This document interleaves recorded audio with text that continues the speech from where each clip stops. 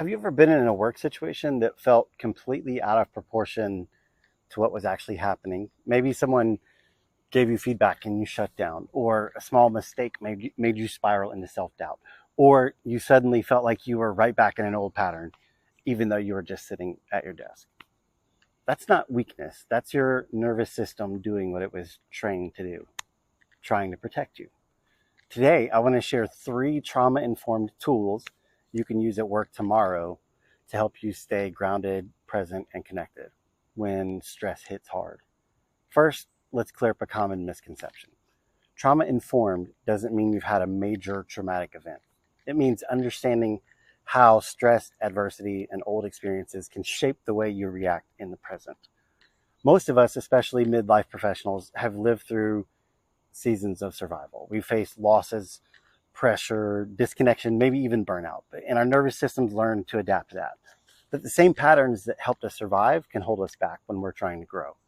That's why trauma-informed tools matter. They help you work with your nervous system instead of fighting against it. They're not about fixing yourself. They're about remembering that your body and mind are connected and both deserve care. For years, I didn't understand that trauma could show up at work. I thought my reactions were just part of my personality. I'd overanalyze feedback, push myself to exhaustion, and carry the pressure of always needing to prove myself. But under the surface, those patterns were rooted in old survival responses. My nervous system still scanning for danger even when there wasn't any. When I began learning trauma-informed approaches, it was like someone handed me a new lens. I realized nothing was wrong with me. My system was just trying to keep me safe in ways that no longer served me. And when I started applying these tools, things changed. Not overnight, but gradually. I became calmer, more self-aware, more authentic in how I showed up with people. That's why I'm sharing these with you today, because I've seen firsthand how powerful simple awareness can be. So let's start with something simple: grounding. Grounding is the practice of bringing your awareness back into your body so you can anchor yourself in the present moment. At work, we're constantly pulled into the future with deadlines, expectations, performance. Grounding pulls us back into now. Here's one I use all the time: the 5, 4, 3, 2, 1 technique. When you feel anxious or tense before a big meeting, pause. Take 1 slow breath. Then quietly name to yourself 5 things you can see, 4 things you can touch, 3 things you can hear, 2 things you can smell, and 1 thing you can taste. It sounds simple, but it resets your nervous system. It tells your brain, I'm safe in this moment. You can do this before a call, after a conflict, or anytime you feel that familiar tightness in your chest. I've had clients tell me that this alone changed how they show up under pressure. Because you can't think clearly when your body feels unsafe. Grounding gives you back access to your clarity. This one is subtle but powerful. Our brains love stories. They explain the world, but they can also trap us in old beliefs. When you've experienced adversity or trauma, your inner narrative often becomes a survival script. It sounds like, I can't mess up. I have to handle everything myself. If I show emotion, I'll lose respect. Those stories once kept you safe, but now they might be keeping you stuck. Here's how to start to reframe them. When you catch a negative story playing in your head, pause and ask, is this true or is this familiar? That small question creates a gap between past and present. It gives you space to rewrite the story. Here's an example. Instead of, I always fail when I try something new, you might say, I failed before, but I've learned, and that means I can try again. Reframing isn't about toxic positivity. It's not pretending everything's fine. It's about choosing accuracy over fear. That's how you move from being defined by your story to being the author of it. Here's something many high-performing professionals struggle with: connection.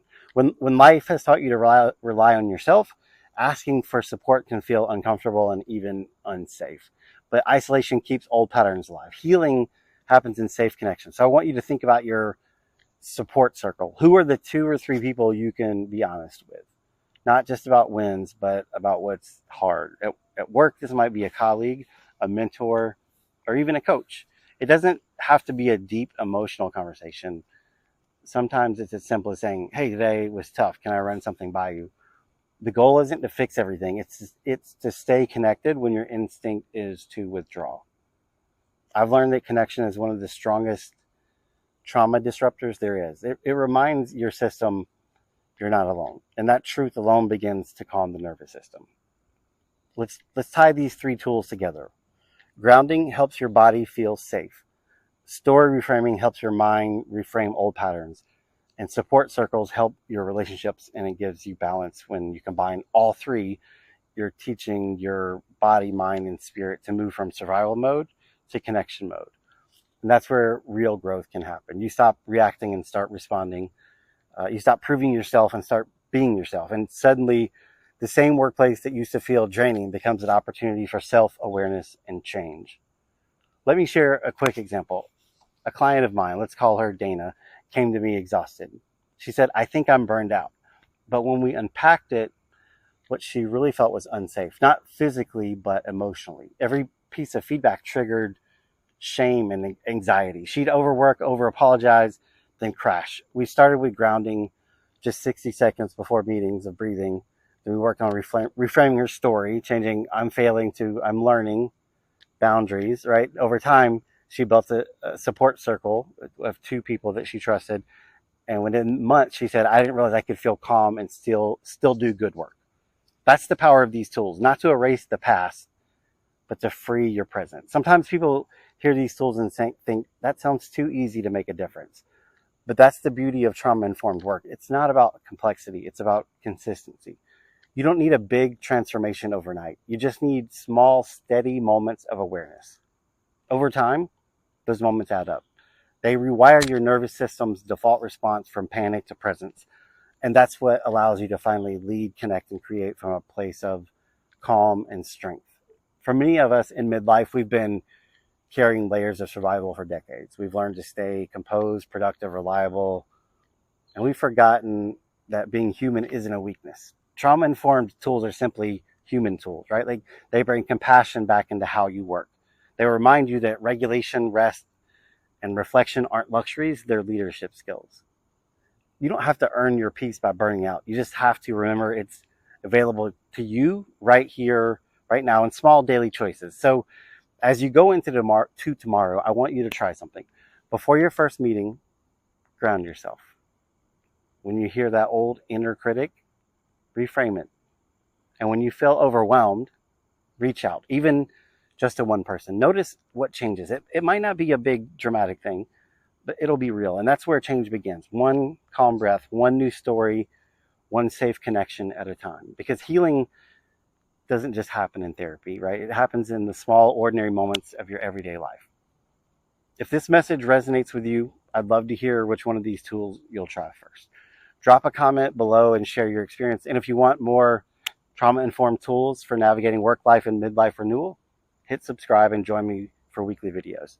Together, we can move from surviving to thriving, one step, one breath, one story at a time.